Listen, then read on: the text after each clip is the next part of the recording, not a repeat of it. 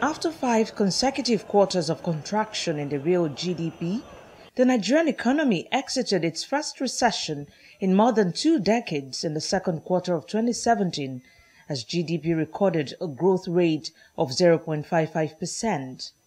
Subsequently, that growth rate has increased on a marginal note, but just before 2018, varying forecasts from world bodies and financial institutions were made of Nigeria's growth rate, bearing in mind its path to recovery.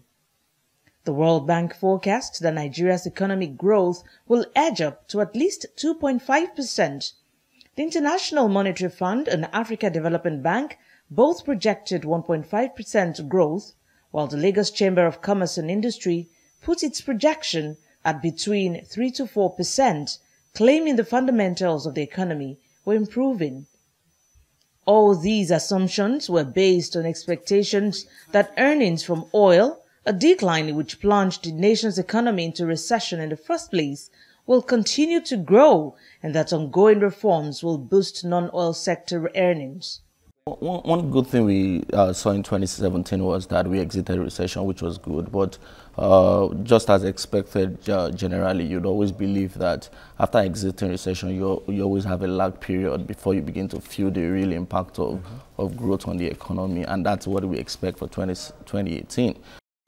The projections have clearly not been off mark, and the first validation of that is the National Bureau of Statistics 2017 fourth quarter report that shows growth rate of 1.92%, which economists say is significant.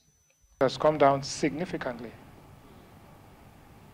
But the people here in this room say, but I don't see the prices are...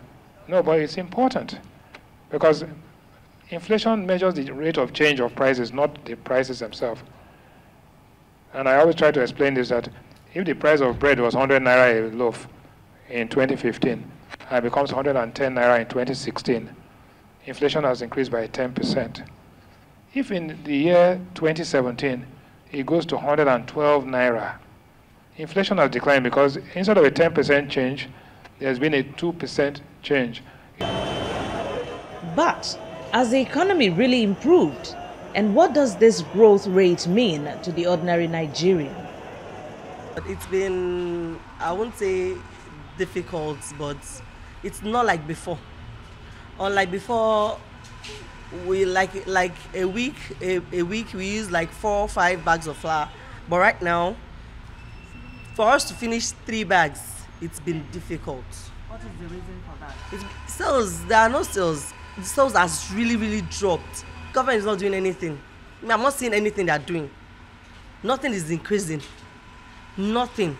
Let me say in the last 1 year, I must say, realistically on ground, they've not been anything at all pertaining to growth, reflecting on what we are doing here.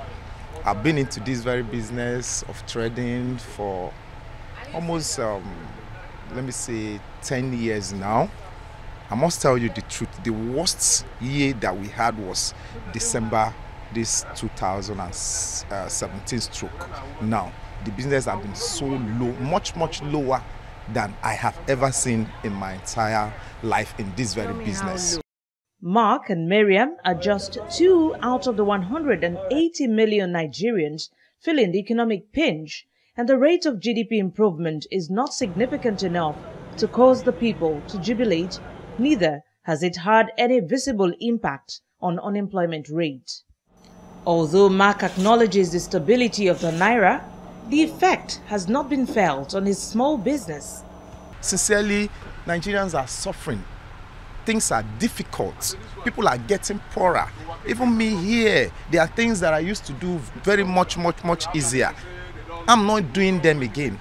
I thought of expansion and I've even shrunk a shop to compress myself here, understand? Because I can't afford to pay those bills again.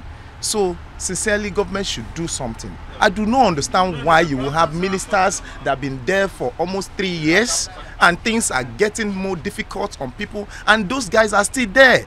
If we can solve that, I'm sure we can move our economy forward faster.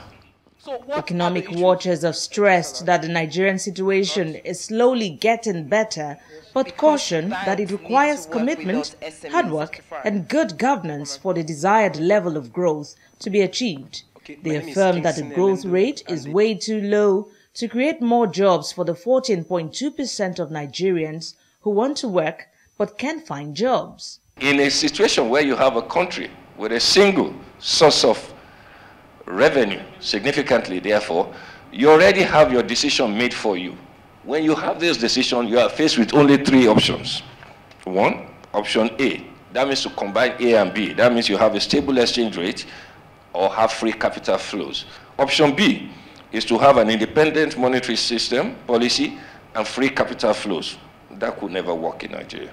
And option C is to have a stable exchange rate and an independent monetary policy. If you ask the president that we want to know this, he must supply answers, one.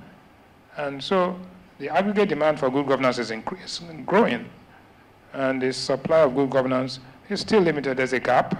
The Nigerian government diversification campaign continues, and with the end of the first quarter 2018 fast approaching, hopefully another significant growth rate will be recorded. But the question remains, what impact will it have on the economy as a whole?